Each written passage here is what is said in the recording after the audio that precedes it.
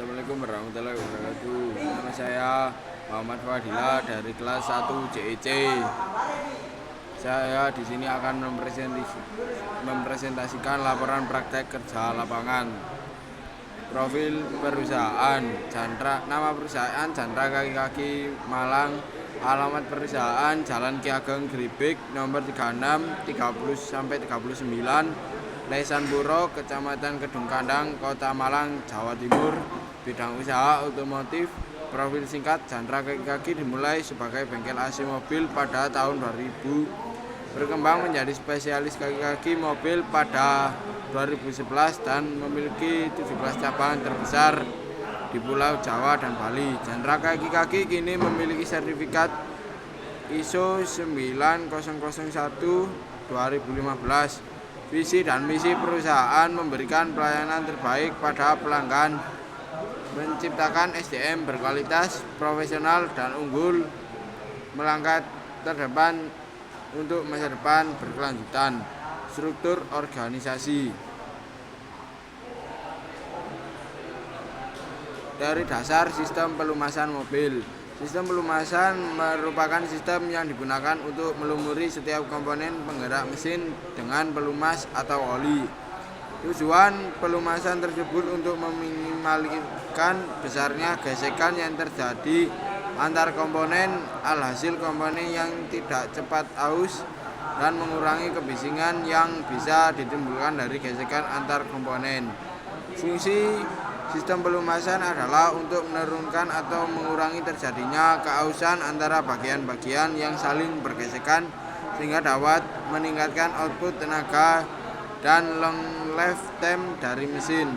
Bila mesin pelumasan kurang baik, maka dapat mengakibatkan keausan dan kerusakan pada mesin.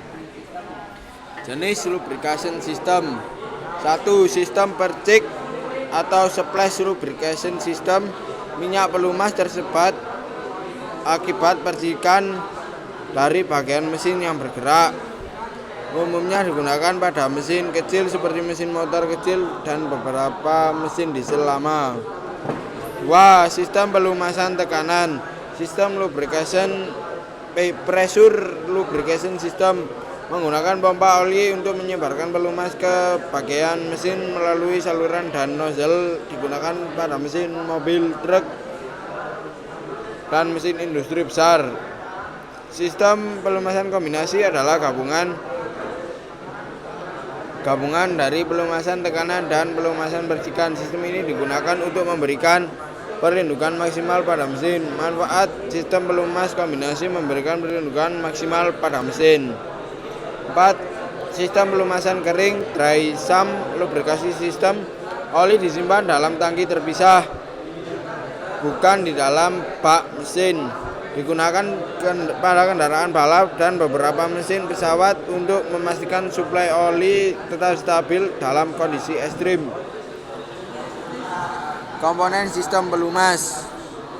Oil filter, oil switch, main gallery, oil cooler, oil pressure regulator, oil pump, oil strainer, oil pan, oli mesin. Oil pan atau bak oli. Oil pan karakter oli atau bak penampungan oli. Fungsi oil pan adalah sebagai bak tempat menampung oli mesin. Mesin yang digunakan untuk melumasi seluruh mesin akan ditampung di oil pan ini dan kemudian akan dihisap kembali oleh pompa oli untuk disirkulasikan kembali ke dalam mesin.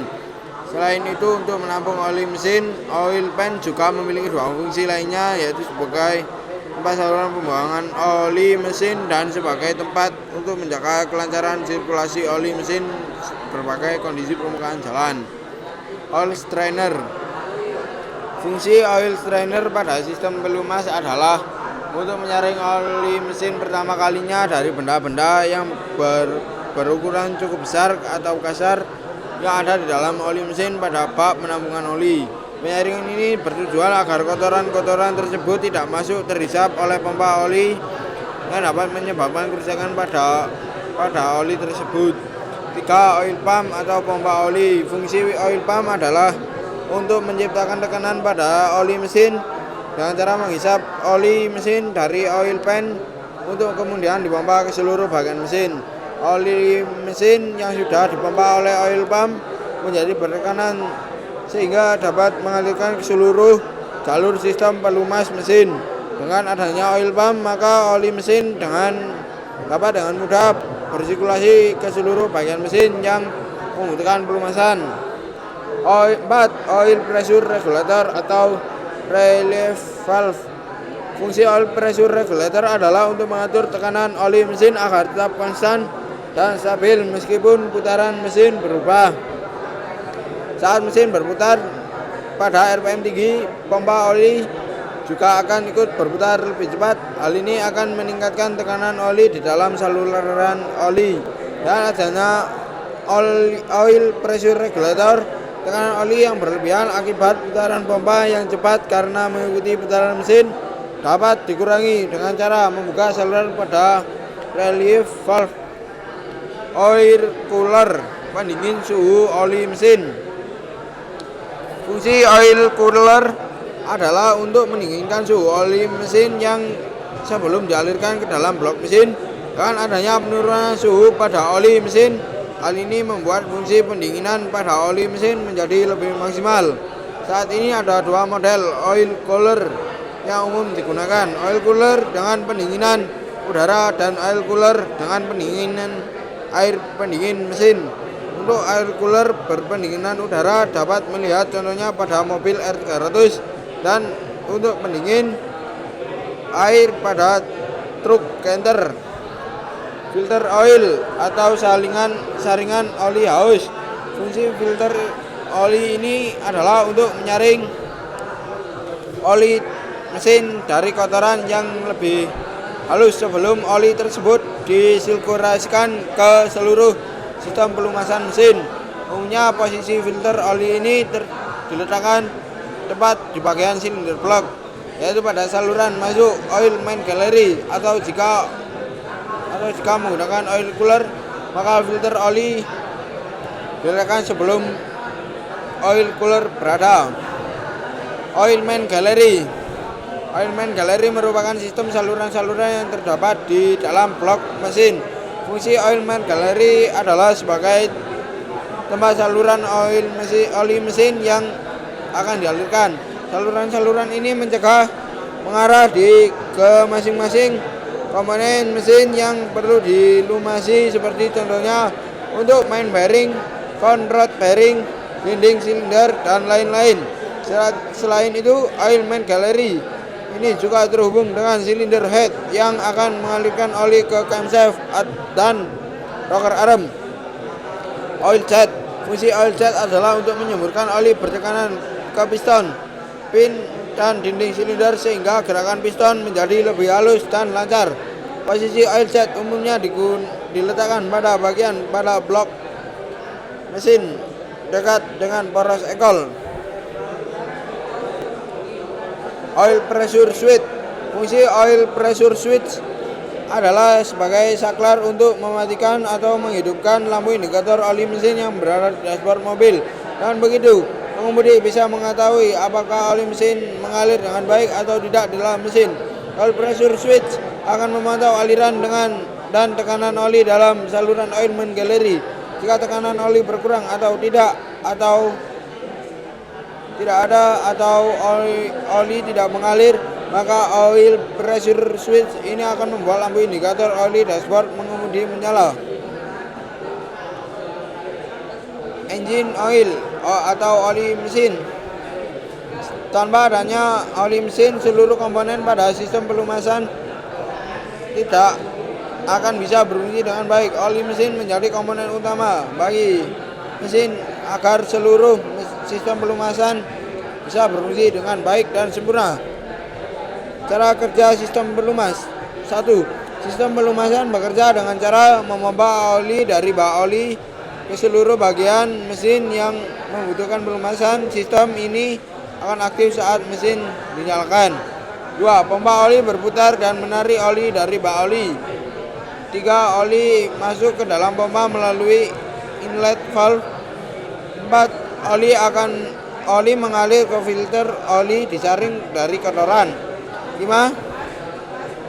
Oli bersih mengalir ke saluran pelumasan. 6. Oli melumasi bagian-bagian mesin seperti piston, porosengkol, camshaft, dan bearing. 7. Oli yang sudah digunakan mengalir kembali ke bak oli. Penyebab tekanan pompa tinggi, pompa oli tinggi. 1. Penyebab tekanan pompa oli tinggi. 2. Tekanan pompa oli tinggi berikut cara kerjanya. 1. Pompa oli mengalirkan oli dengan tekanan tinggi. Jika ada hambatan dalam sistem, pompa harus bekerja lebih keras dan meningkatkan tekanan. 2. Katup relief tidak berfungsi optimal jika katup relief macet atau terlalu kaku. Oli tidak bisa kembali ke bak oli, menyebabkan tekanan meningkat. 3. Filter oli saluran tersumbat. Kotoran atau lumpur oli menyumbat jalur oli sehingga aliran terhambat dan tekanan naik. 4. Oli terlalu kental. Oli dengan viskositas tinggi, terutama mesin dingin, sulit mengalir, meningkatkan tekanan pompa. Tekanan yang terlalu tinggi bisa menyebabkan kebocoran segel oli, pelumasan tidak merata, dan keausan mesin lebih cepat. Langkah-langkah perawatan sistem pelumas. Alat-alat yang diperlu siapkan. 1. Kunci raket. 2. Mata kunci shock. 3. Oil filter wrench. 4. Nampan tools. 1. Pemeriksaan kekentalan atau oli atau kualitas oli. Dengan cara mengambil dipstick, lalu oleskan oli ke tangan dan cek apakah oli mesin dalam kondisi baik atau tidak. 2. Cek volume oli dengan cara mengambil dipstick, lalu cek bagian dipstick terdapat tanda maksimal dan minimal. 3. Jika oli perlu diganti, perlu melakukan pergantian. Langkah awal adalah letakkan wadah seperti baskom pada bagian bawah jalur pembuangan bak oli. 4. Buka tutup jalur pembuangan bak oli sehingga oli dapat keluar semua. 5. Setelah oli habis, tutup kembali jalur pembuangan bak oli. 6. Buka tutup pengisian oli yang terdapat pada coverhead. 7. Lakukan pengisian oli yang telah ditentukan oleh standar yang sudah tertera di buku manual. 8. Jika perlu ganti filter oli, tetapi dianjurkan 2 kali pergantian oli, baru melakukan filter oli. Cara pergantian filter oli menggunakan oil wrench remover digunakan untuk melepas filter oli. Untuk memasangnya dianjurkan menggunakan tangan saja dengan cara diputar, tidak disarankan menggunakan alat. 9. Setelah selesai melakukan pengisian, kembali tutup pengisian oli terdapat di coverhead. Lakukan pembersihan dan merapikan alat-alat yang telah dipakai. Lampiran jadwal perawatan berkala.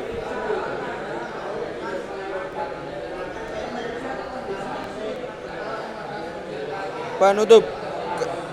Kesimpulan, setelah saya praktikin selama 3 bulan di PT Chandra Kaki-Kaki, saya dapat menyimpulkan bahwa dengan mengikuti kegiatan tersebut, kami menjadi tahu bahwa ilmu pengetahuan di dunia industri itu sangat penting dan sangat dibutuhkan untuk mendapatkan informasi-informasi dan wawasan yang lebih luas agar kelak kami menjadi seorang yang handal dan sukses. Selama melaksanakan prakrin, kami selalu belajar dan terus belajar dari kegagalan kami sendiri saat melaksanakan tes tersebut.